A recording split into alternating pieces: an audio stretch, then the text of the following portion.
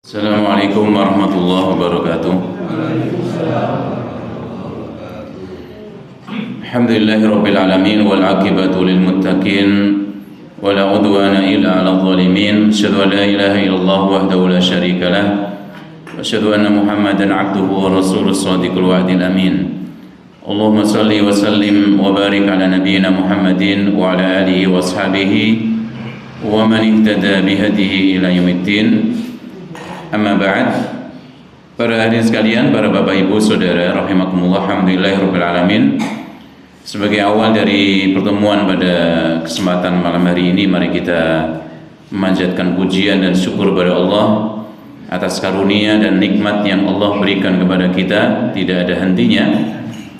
Dan termasuk di antara nikmat yang besar kepada kita, kepada seorang hamba adalah ketika hamba tersebut Allah Subhanahu wa taala berikan petunjuk, hidayah, kemudahan untuk menjalankan amalan-amalan aktivitas yang diridhoi oleh Allah Subhanahu wa taala. Dan salah satunya tentu adalah kehadiran kita di majelis yang mulia ini untuk thalabul ilmi, mutikawruh, dalam rangka menuntut ilmu, mendengarkan tausiah, mendengarkan nasihat yang bermanfaat, membaca ayat Allah, membaca hadis-hadis Nabi Muhammad SAW dan penjelasan para ulama, yang ini merupakan salah satu amalan yang Allah Subhanahu wa taala cintai. Dan menuntut ilmu adalah sebuah kewajiban bagi kita, tentu sesuai dengan ilmu yang dipelajari. Ya, ketika wajib itu terkait dengan ilmu yang dipelajarinya. Ya, kalau dia adalah hal yang wajib, tentu wajib. Ya. Dan aktivitas belajar menuntut ilmu bagi seorang muslim itu tidak boleh berhenti sampai akhir hayatnya. Ya, sebelum kita mulai, ada sebuah kejadian atau kisah menarik di zaman dulu, yaitu di zamannya Imam Ahmad bin Hanbal, ya rahimahu ta'ala, seorang ulama besar yang juga termasuk ulama madhab yang 4 yang ternama di dunia dan juga ulama ahli hadis. Yang beliau waktu itu, para sekalian, itu kedatangan seorang murid yang namanya Baqiyah, ya Baqiyah ibnu Makhlad. Ya, Imam Ahmad tinggal di kota Baghdad di daerah Irak sekarang itu. Sedangkan Baqiyah ini hendak menuntut ilmu dan dia berasal dari sebuah daerah yang sangat jauh, Andalus. Daerah mana ini? Spanyol ya, sekitar Spanyol sana, Pak. Jauh sekali itu. Kemudian dia datang menemui Imam Ahmad bin Hanbal waktu itu di kota Baghdad ketika Imam Ahmad bin Hanbal sedang menjalani tahanan rumah, Pak. Ya, sempat ditahan di penjara berapa lama karena khalifah sampai berganti berapa kali, ya, dengan masih tetap memegang akidah Mu'tazilah, ya. Dan Imam Ahmad, ya, tidak mengikuti dan juga tetap berpegang teguh kepada ajaran Islam, sehingga ketika beliau di penjara, kemudian juga setelah itu keluar dan ya menjadi tahanan rumah, beliau tidak boleh menyampaikan ilmu, tidak boleh menggelar majelis ilmu, tidak boleh ada orang belajar meskipun satu orang kepada beliau rahimahullah taala. Nah, ini Baqiyah ini pas datang ke kota Baghdad dalam kondisi Imam Ahmad sedang berada dalam tahanan rumah tadi, cuma boleh ke masjid, habis masjid pulang, nggak boleh ngajar. Kemudian Baqiyah datang sampai di kota Baghdad waktu itu, tanya-tanya di manakah tempatnya Abu Abdillah. Ini kunyahnya, ya julukannya bagi Imam Ahmad bin Hanbal Abu Abdillah, karena anak beliau yang terbesar itu Abdullah namanya. Maka ditunjukkan kepada Baqiyah tadi rumah dari Imam Ahmad bin Hanbal. Kemudian datang ke sana, kemudian, "Anda siapa?" "Ya, saya Baqiyah." "Dari mana?" "Saya datang dari tempat yang jauh, dari Spanyol, Pak, menuju daerah Irak, ya daerah Baghdad waktu itu." "Ada keperluan apa?" "Saya hendak belajar kepada Anda, hendak menuntut ilmu." "Apa kamu belum dengar kabar kalau saya sedang dalam masa tahanan rumah, tidak boleh menyampaikan ilmu?" "Ya, tapi saya sudah jauh-jauh sampai sini, saya ingin belajar." Ya, kemudian bagaimana? "Ya sudah, kalau gitu sekarang caranya supaya bisa kamu belajar sama saya, kamu setiap hari datang ke sini dalam kondisi seperti orang yang peminta-minta, seperti orang yang minta, jaluk-jaluk, nggih, krido lumayan, astagfirullah, kata orang Jawa gitu ya. Meminta-minta kok. Kenapa Imam Ahmad mengatakan seperti sa'il? Karena orang yang belajar adalah minta ilmu kepada gurunya, kan demikian. Betul itu. Dan juga syaratnya kamu jangan sampai kemudian datang ke majelis ilmu, ke tempatnya manapun. Karena nanti kalau orang pada tahu oh, ini belajar ilmu, nanti datang ke tempat Imam Ahmad dikira juga belajar. Oh baik gitu ya. Kemudian bagaimana? Kemudian setiap hari dia datang ke sana, datang ke tempatnya Imam Ahmad dengan datang seperti orang peminta-minta, ya, dengan pakaiannya yang khas, kemudian juga dengan kata-kata yang memang khas diucapkan peminta-minta zaman dulu, yaitu apa? Semoga Allah memberikan ya ganjaran, tambahan ganjaran yang besar pada anda. Kan sing mriki napa nggih kurang kirangan kula. Nyuwun napa terus seperti Pak? Kalau sini Pak, orang jalur-jalur ini kita seperti itu. Paring. Paring sampai lupa saya. Nah, sana sambil doa itu, semoga Allah memperbesar pahala anda gitu. Orang udah tahu kalau seperti itu peminta-minta, karena siapa khalifahnya juga mesti punya intel juga, zaman dulu juga ada intelijennya Pak gitu ya. Nah akhirnya bagaimana? Akhirnya sudah tiap hari begitu dikasih sama Imam Ahmad bin Hanbal roti, sepotong roti dengan dikasih secari kertas yang isinya adalah hadis Nabi, 1-2 hadis Nabi. Udah, itu berjalan sampai bertahun-tahun Pak, berjalan sampai bertahun-tahun, sampai akhirnya kemudian berganti khalifahnya, yaitu khalifah mutawakkil yang dia bermadzhab Ahlus Sunnah wal Jamaah. Imam Ahmad bebas ya, dan bisa mengajar kembali. Dan Baqiyah Ibnu Makhlad ini menjadi salah satu murid yang beliau sangat cintai, karena betul-betul ya perjuangannya dalam menuntut ilmu sampai rela jadi seperti pengemis gitu ya Pak. Ini Masya Allah. Dan dia termasuk ulama yang punya kitab musnad yang sangat besar sekali, yaitu Musnad Baqiyah Ibnu Makhlad. Kita belum mendapatnya, saya sendiri juga belum pernah mendapatkan bukunya ini Pak, tapi masih ada ya, masih ada, sudah dicetak, ini sudah dicetak. Ala kulli hal ini perjuangan orang yang belajar Pak ya, zaman dulu ya. Kalau kita sekarang alhamdulillah dimudahkan, maka nggih monggo ambane ya rada udan, rada banjir sithik, raspiro ya. Ya kita alhamdulillah bisa datang. Ya nuruti rasa-rasan ya rasa-rasan jane, metu ya arep rasa-rasan. Termasuk sing arep ngisi Pak, ya rasa-rasan sudah. Wah udan nih. Ya, alhamdulillah bisa datang ke sini gitu ya. Dipaksa, harus dipaksa. Nah, Bapak Ibu sekalian rahmati Allah Subhanahu wa taala, kita masih membaca tentang ya adab yang terkait dengan adab yang hendaknya dimiliki oleh seorang penuntut ilmu. Yang akan kita bacakan pada kesempatan malam hari ini adalah 2 adab. Yang satu adalah tentang masalah taubat dan istighfar. Ini hampir sama 2 hal ini, karena istighfar merupakan bagian dari taubat pada Allah Subhanahu wa taala. Nah, kuliah setiap kita tentu selayaknya baik menuntut ilmu maupun bukan, itu wajib bagi dia untuk senantiasa bertobat pada Allah. Soalnya awake dhewe niku piye-piye ya dosane akeh. Ya, ngaku napa mboten ngaku ya akeh tetep. Ngaku ya akeh, ra ngaku ya akeh padha, malah tambah akeh mungkin malah ya. Ya, dan tidak ada orang yang maksum kecuali nabi, kecuali para nabi dan rasul yang mereka punya sifat ismah, dijaga oleh Allah Subhanahu wa taala. Itu pun ada kesalahan. Ya, walaupun tidak terkait dengan syariat, Pak ya. Ya, seperti apa? Nabi Muhammad SAW beliau mengharamkan minum apa? Madu. Kemudian Allah tegur. Ya, dalam surat At-Tahrim. Ya ayyuhan nabi lima tuharrim ma ahalallahu laka tabtaghi mardata azwajik. Kenapa engkau haramkan yang Allah halalkan padamu? Ini kan teguran nih. Ya, sehingga kemudian Rasulullah membatalkan apa yang menjadi sumpah beliau. Demikian juga beliau pernah bermuka masam kepada Abdullah ibnu Umi Maktum, sehingga ditegur sama Allah Subhanahu wa taala dalam surat apa Pak? Abasa. Ini menunjukkan ada kesalahannya. Namun para ulama mengatakan para nabi tidak memiliki dosa besar. Kesalahan 1-2 dan khusus Nabi Muhammad SAW Allah sudah ampuni. Allah sudah ampuni kalaupun ada kesalahannya. Nah, adapun kita sekali lagi kita bukan nabi, bukan rasul, bukan belum mungkin juga tidak termasuk siddiqin juga. Ya, maka dosa kita banyak, bahkan siddiqin sekalipun ya, yaitu imamus siddiqin, ya pemimpinnya orang-orang yang siddiq, orang-orang yang benar, yaitu Abu Bakar As-Siddiq, ya, yang dia merupakan orang terbaik setelah Nabi Muhammad SAW di umat ini pun ketika minta doa pada Nabi, diajari doanya adalah doa minta ampun pada Allah Subhanahu wa taala.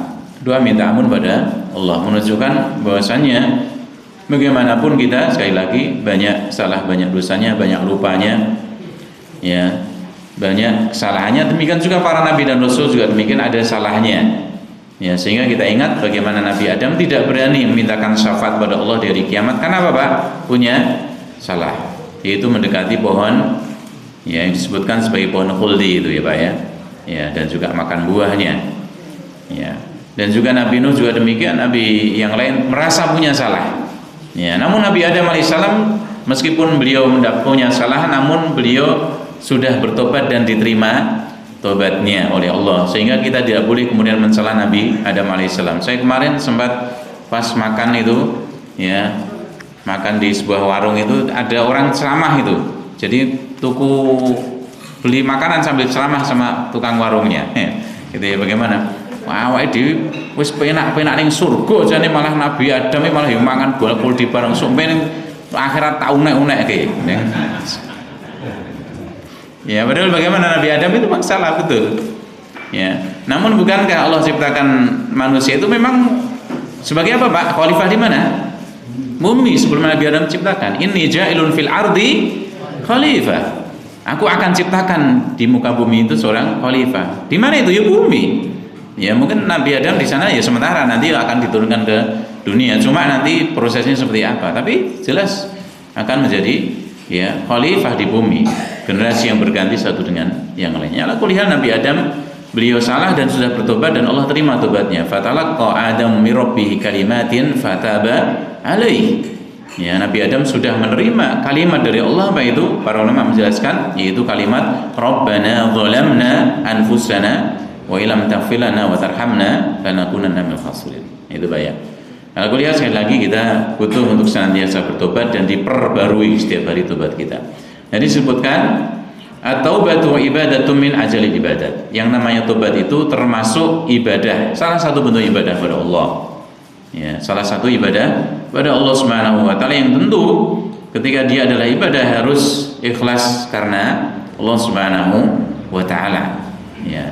Bahkan disebutkan min ajalil ibadat, termasuk di antara ibadah yang paling agungnya, paling istimewanya, paling besarnya. Ya. Tukafirus saya yang dengan taubat tadi Allah menghapuskan, menutupi dosa-dosa seorang hamba, wa tarfa'ud darajat, dan mengangkat derajat seorang hamba. Ya, sehingga ini yang mesti kita banyak lakukan. Wala yakmulu 'abdun wala yahsul lahu kamalu qurbi minallah illa biha.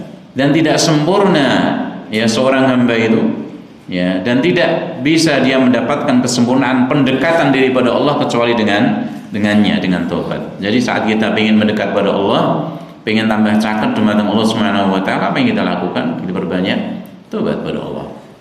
Ya, termasuk di antara sifatnya misalnya 7 golongan yang Allah berikan naungan itu bagaimana? Rajulun dzakarallaha khalian fafadat ainah. Ya. Seorang yang dia itu sendiri, ya, tidak bersama orang lain, sendirian. Kemudian bagaimana dia ingat pada Allah, termasuk di sana tentu ingat dosanya, ingat kesalahannya. Kemudian dia menangis, bisa menangis dalam kesendiriannya. Demikian juga Nabi juga bahkan mengatakan dalam sebuah hadisnya ketika ditanya, "Ya Rasulullah," Uqbah bin Amir tanya sama beliau, "Ya Rasulullah, man najah?" Apa itu yang namanya keselamatan ada di mana? Rasulullah mengatakan, "Wabki ala khati'atik." Hendaknya engkau menangis atas kesalahan-kesalahanmu. Tobat ini. Orang ketika menangis atas kesalahannya, tobat pada Allah Subhanahu wa taala. Jadi kita ketika ingin mendekat pada Allah berarti memperbanyak tobat kita pada Allah Subhanahu wa taala. Ibnu Qayyim sampai mengatakan, "Aktsarun nas," kebanyakan manusia, "la ya'rifuna qadra taubah." Ya, kebanyakan dari mereka tidak mengetahui ya nilai penting dari tobat, wala haqiqataha. Demikian juga tidak mengetahui hakikatnya, sehingga menjauh, sehingga sedikit di antara mereka yang mau bertobat pada Allah Subhanahu wa taala.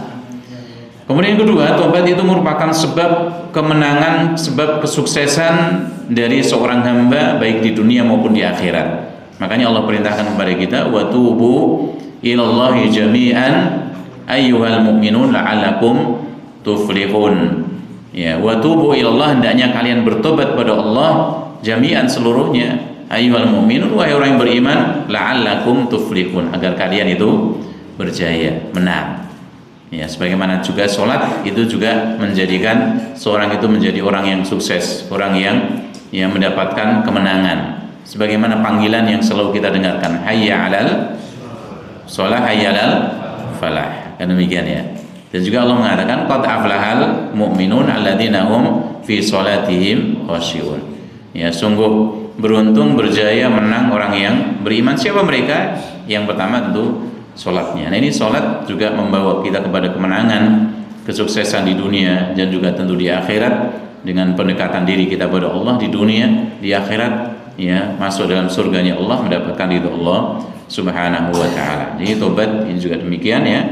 Kita akan mendapatkan keberuntungan, kemenangan dengan memperbanyak tobat pada Allah. Ibnu Qayyim sampai mengatakan wa yuqlaqu babu syurur bi taubati. Ya Allah mengatakan ya di sini ya. Ibnu Qayyim menjelaskan setelah menyebutkan ayat tadi ya, wa yuqlaqu babu syurur bi taubati wal istighfar. Dan akan ditutup pintu-pintu keburukan itu dengan tobat dan istighfar. Ya, pintu-pintu keburukan akan ditutup dengan istighfar dan tobat. Ya, karena apa? Karena dosa dan maksiat biasanya memang terkait dengan adab atau terkait dengan bencana. Ya, yang mungkin sering kami ulang di sini bahwasanya ya Ibnu Qayyim sampai menyebutkan dalam buku beliau Jawabul Kafi atau Ad-Dawa Dawa itu bagaimana kisah-kisahnya umat terdahulu Pak yang dihancurkan sama Allah. Enggak ada yang dihancurkan karena takwanya, tidak ada. Tapi mereka dihancurkan karena apa? Karena dosanya, karena maksiatnya. Ya. Namun ketika mereka bertobat pada Allah Subhanahu wa taala, Allah angkat itu. Allah tutup ya keburukan, Allah Subhanahu wa taala tutup musibah dan bencana. Contohnya yang hampir saja kena musibah, umatnya siapa Pak yang dimakan Nabi dimakan ikan itu? Nabi Yunus itu kan udah deket itu, udah hampir datang tuh apa namanya adab dari Allah Subhanahu wa taala. Mereka tobat bareng-bareng itu, ratusan ribu orang, seratusan ribu orang kalau nggak salah jumlah mereka ya. Mereka tobat semuanya pada Allah Subhanahu wa taala ya, dan mereka kembali, kemudian Allah Subhanahu wa taala tidak jadi menurunkan adab kepada mereka. Dan ini yang hendaknya kita lakukan, karena sekali lagi kita itu di negeri yang sebenarnya cukup rawan dengan bencana, betul Pak ya? Gitu. Anos kata para ahli ada sesarnya macam-macam, gunung api yang paling komplit di Indonesia. Kuwi jeblos bareng-bareng ya mlayu ning ndi Pak. Ya. Sehingga ini kita menutup pintu keburukan itu dengan tobat dan istighfar. Sebagaimana juga Pak, para sekalian, para Bapak Ibu.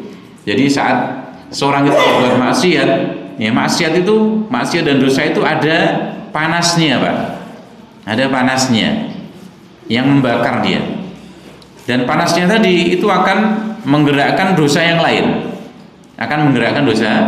lain, sehingga ketika seorang itu melakukan sebuah perbuatan dosa biasanya ada rentetannya. Maka kita lihat yang paling kejam banget itu termasuk disebutkan oleh Allah, dosa yang disebut sebagai dosa yang keji, fahisyah, dosa homoseksual. Kejadian yang cukup banyak di Indonesia ini ya, yaitu orang motong-motong mutilasi Pak ya. Ya, di antaranya dilakukan cukup banyak pada dia dari kalangan orang-orang yang demikian. Dia cemburu karena apa? Pasangannya sing podo-podo lanangin, naudzubillah min dzalik gitu Pak, menjijikkan sekali. Ya, jalan sama wong liya. Ya, jalan sama laki-laki lain atau jalan sama perempuan. Dia kemudian cemburu, kemudian dibunuh, dikotok-kotok jadi pirang-pirang. Jadi cukup banyak kejadian demikian di Indonesia. Ya. Apa? Karena ini maksiat, dosa, dan dosa itu akan mengajak pada dosa berikutnya. Dan ini harus diputus. Dari rantai dosa ini harus diputus, dipadamkan itu apinya itu, supaya nggak bergejolak terus menjadikan dosa berikutnya. Makanya di antara doa kita saat kita membaca surat sebelum kita membaca Al-Fatihah, setelah takbiratul ihram kita dianjurkan baca doa iftitah. Salah satunya adalah Allahumma ghsilni min khotoyaya bil ma'i wat thalji wal barad. Ya Allah, cucilah, bersihkanlah dosa-dosaku, kesalahanku dengan apa? Bil ma', dengan air. Dingin enggak air, Pak? Ya, air hangat ya hangat ya. Tapi ya dingin rata-rata kan. Bil ma'i wat thalji, dengan salju. Salju dingin enggak? Dingin. Wal barad, dan juga air apa, Pak? Embun. Air embun. Air embun dingin enggak? Dingin. Karena apa? Ini yang memadamkan panasnya dosa-dosa yang ada. Ya, sehingga ini harus kita tutup. Saat kita berbuat satu dosa harus kita tutup dengan tobat dan istighfar supaya tidak beranak pinak, ya, tidak berantai terus mengajak pada dosa-dosa berikutnya. Ya, kita bisa lihat nanti dalam kejadian atau kondisi sehari-hari juga, kalau orang biasanya nanti dia narkoba atau yang lain, ada rentetannya itu mesti. Ya, ada rentetannya. Main sabu-sabu anak-anak muda itu Pak ya. Dia juga main sing wong yang laki-lakinya main cabe-cabean, cabe-cabean. Murah iki lagi cabe-cabean. Cabe tenanan sing larang murah itu iki. Parep kanan soalnya iki. Cabe-cabean macam-macam lagi. Nggih. Wah, itu rentetannya banyak itu. Ya, nanti tawuran nanti apa yang ting napa Jogja jenenge klitih Pak nggih. Klitih. Wah, itu rentetannya banyak sekali nanti. Ya, karena apa? Dosa itu ngajak dosa berikutnya. Sebagaimana juga kalau kita berbuat amal kebaikan, maka di sana mesti ada rentetannya. Panjenengan niki tadi datang pengajian. Nggih, datang pengajian. Apa amalan soleh kita cuma pengajian saja? Enggak. Sebelumnya sholat Isya wis berjamaah meneh. Sebelum itu datang ke sini, datang dari rumah ke sini, itu juga ada pahalanya. Ya. Kemudian bagaimana nanti nunggu sholatnya ditegakkan. Kemudian bagaimana habis sholat masih zikir lagi. Habis sholat kemudian apa? Sholat sunnah lagi. Cek nunggu lagi di masjid ini lagi. Masya Allah. Itu rentetan itu.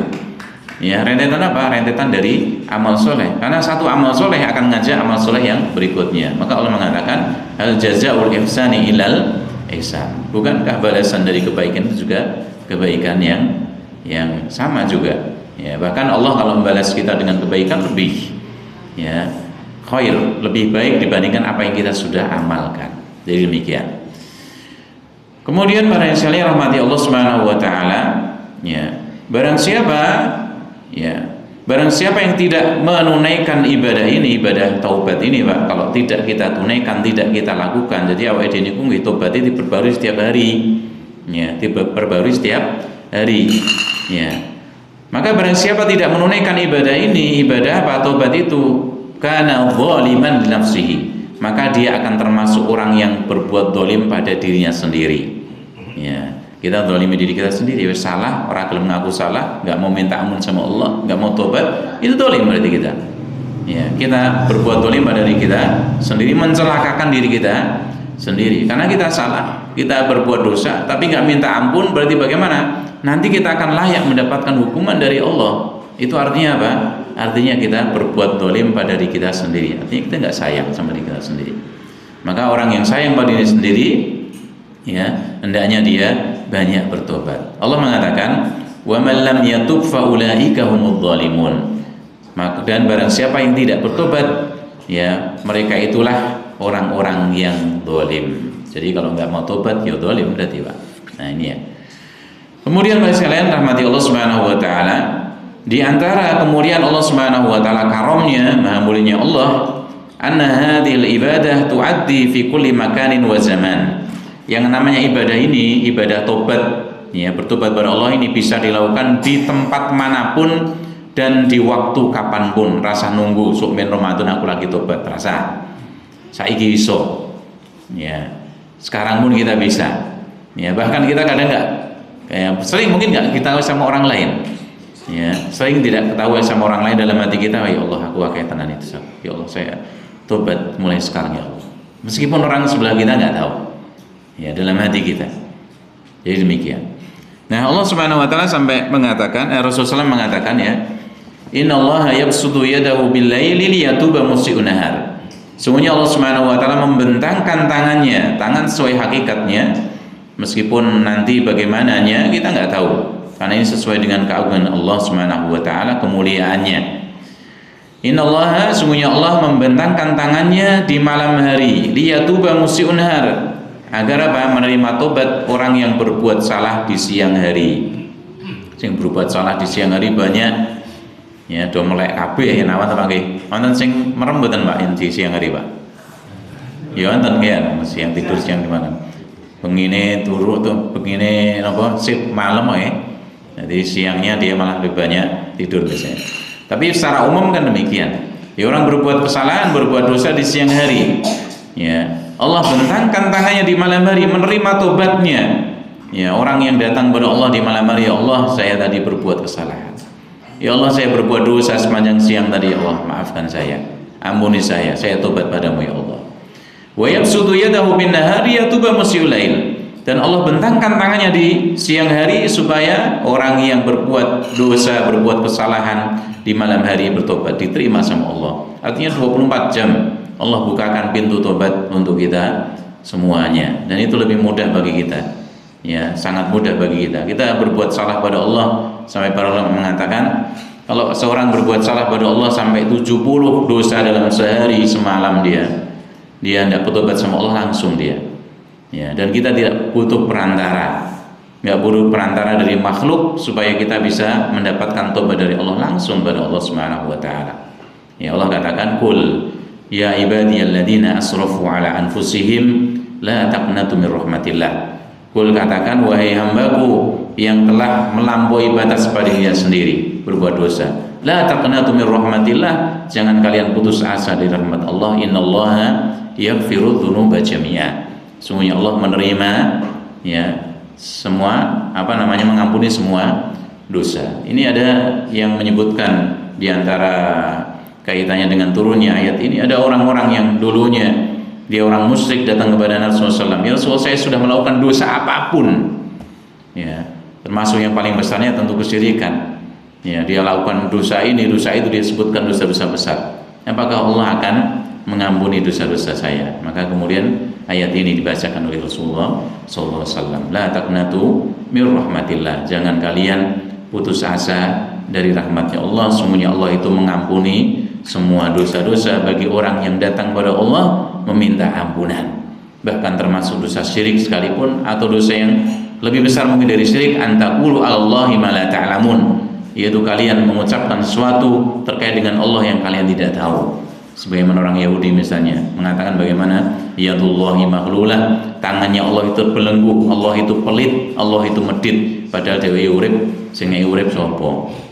Ya, ini berkata tentang Allah tanpa ilmu, ya tanpa adanya ilmu. Atau mereka mengatakan Allah Subhanahu wa taala menciptakan langit dan bumi dalam 6 masa, Allah itu kecapean, Allah kesel hari ke-7 hari Sabtu, Allah istirahat kaya awake dhewe. Kaya awake dhewe kesel wae. Tapi Allah Subhanahu wa taala dianggap seperti itu. Ini antaqulu 'alallahi ma la ta'lamun. Kalian berkata tentang Allah yang kalian tidak tahu ilmunya. Ya. Nah, ini para sekalian rahmati Allah Subhanahu wa taala, sehingga sekali lagi ya Allah bentangkan untuk kita, Allah buka tangannya untuk kita bertobat setiap saat, 24 jam dimanapun kita. Di Indonesia bisa ketobat, kita pas pergi selain Sukoharjo kita bisa tobat pada Allah. Kita pergi ke Jakarta, pergi ke Papua, juga Allah terima tobat kita setiap saat.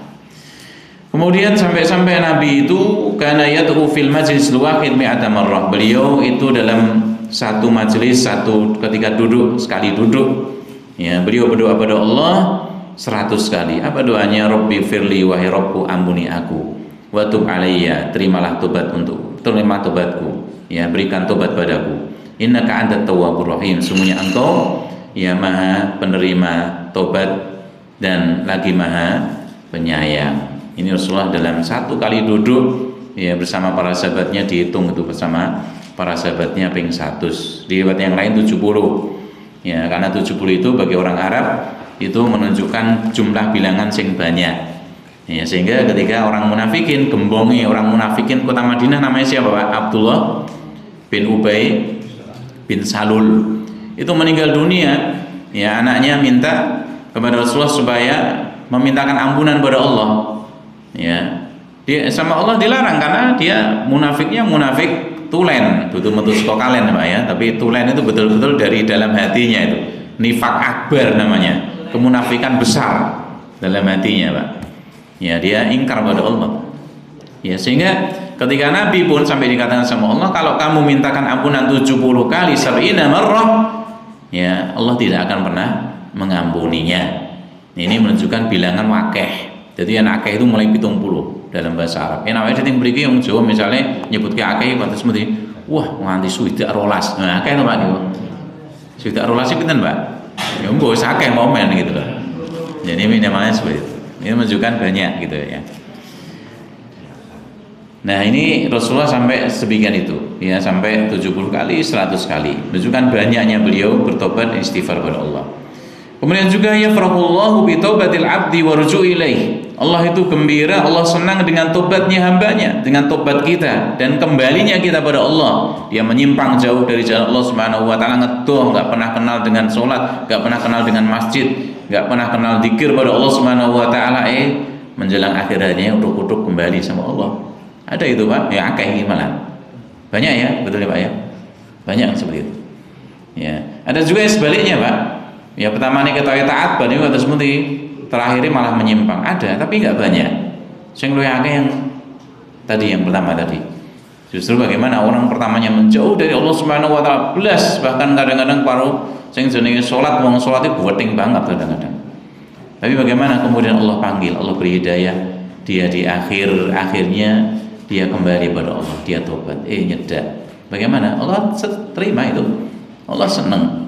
Allah gembira dengan tobatnya seorang hamba. Sampai disebutkan dalam hadis riwayat Muslim, "Lallah," ya, sungguh Allah itu asyaddu farhan. Allah itu betul-betul senang bi taubati ahadikum, dengan tobatnya salah seorang di antara kalian, min ahadikum, dibandingkan salah seorang di antara kalian bidolatihi, ya, idza wajadaha. Ya, dibandingkan salah seorang kalian di antara kalian menemukan barangnya yang hilang. Ya, nemu barang sing berharga yang hilang, seneng banget.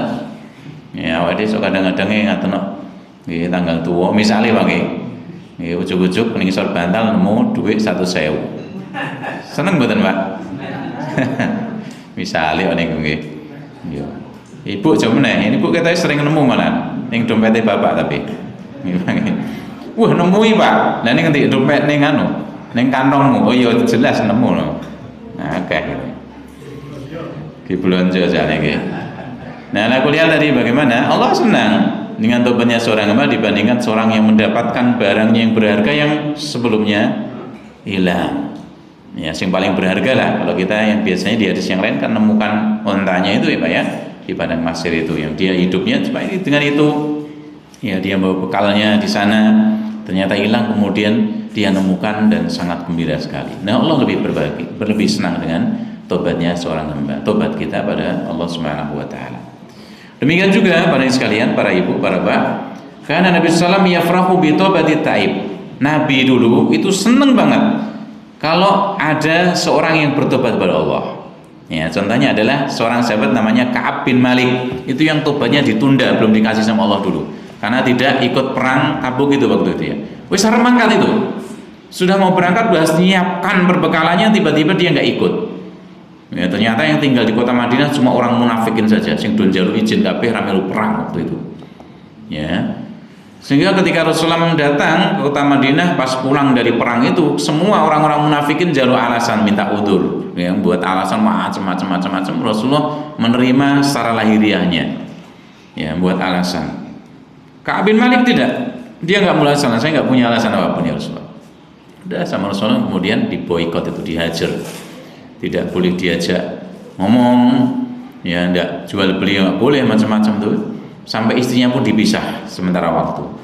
Wah itu bumi rasanya sempit itu bagi dia, ya bumi terasa sempit karena dia hidup di kota Madinah, setiap orang diajak ngomong melingos, ya ragelem diajak ngomong, lah kayak rame tapi sepi padahal rame Pak nggih. Nah itu ya. Rame nano.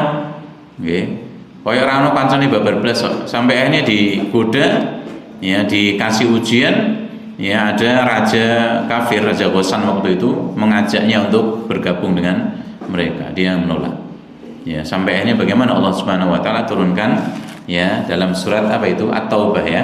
Dalam surat Taubah menerima tobat mereka. Nah, Rasulullah ketika mengabarkan turun ayat Allah mengabarkan tentang diterimanya tobatnya Ka'ab bin Malik ini, ya bagaimana beliau sangat gembira, senang dengan tobatnya Ka'ab bin Malik. Ya ini dia ceritakan nih Ka'ab bin Malik. Lamma salamtu ala Rasulullah, ketika saya mengucapkan salam pada Nabi, ketemu habis Nabi itu menyampaikan ayat diterimanya tobatnya Ka'ab bin Malik. Wa huwa yabruku wajhu minas surur, saya melihat beliau dalam kondisi wajahnya itu bersinar karena gembiranya, senang banget Rasulullah. Ya, wa kana Rasulullah idza surra istanar wajh. Rasulullah SAW itu apabila beliau gembira itu wajahnya bersinar-sinar, ya bercahaya, ya. Hatta ka'annahu qit'atu qamarin, sampai-sampai itu seolah-olah seperti potongan rembulan, ya saking cerahnya, saking bercahayanya. Wa kunna na'rifu dzalika minhu, dan kami ya mengenal yang demikian dari Rasulullah SAW. Jadi Rasulullah senang ketika ada orang bertobat pada Allah Subhanahu wa taala, beliau senang, ya. Dan beliau sampai mencela ketika ada orang yang meninggal dunia itu Pak ya, karena dirajam itu Pak ya. Coba dia, wanita Gomidiah itu ya, dia bertobat akhirnya dihukum rajam waktu itu. Ya ada orang yang terpercik darahnya, wah najis ini. Nah, mengatakan seperti itu. Tapi Rasulullah mengatakan bagaimana ini tobatnya kalau dibagikan bagi semua penduduk kota Madinah mencukupi, ya mencukupi tobat dari wanita tersebut, gitu ya. Kemudian juga khairu yaumi fi umuril abdi yaumu taubatihi, sebaik-baik hari bagi seorang hamba itu adalah, ya dalam umur seorang hamba adalah hari ketika dia bertobat pada Allah Subhanahu wa taala. Demikian juga hari ketika orang mungkin ada yang masuk Islam Pak ya. Ya pertamanya ya dia belum Islam, kemudian dia masuk Islam mengucapkan syahadat, ya dia merasakan kebahagiaan yang luar biasa. Apalagi kalau dia sudah melakukan pencarian yang semingguan panjang. Ketika dia mengucapkan syahadat itu sebuah hal yang sangat besar, seolah-olah dia baru dilahirkan lagi di muka bumi ini, gitu ya.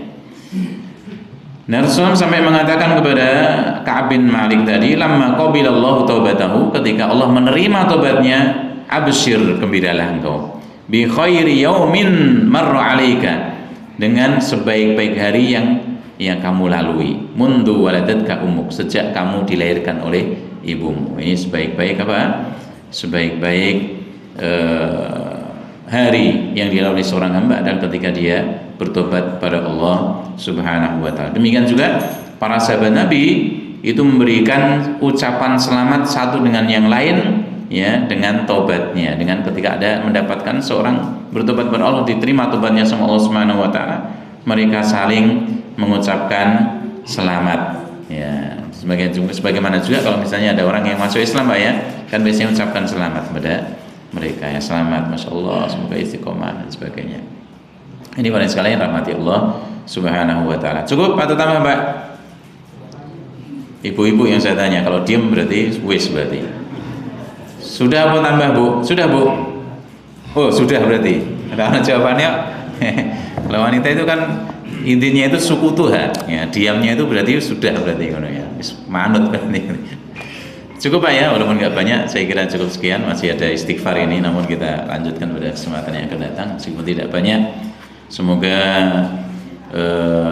pertemuan malam hari ini, ya majlis malam hari ini bisa menambahkan kepada kita ilmu yang bermanfaat. Ya, lebih-lebih tadi anjuran untuk kita senantiasa banyak-banyak bertobat pada Allah Subhanahu wa taala yang hendaknya kita lakukan setiap harinya, setiap saatnya.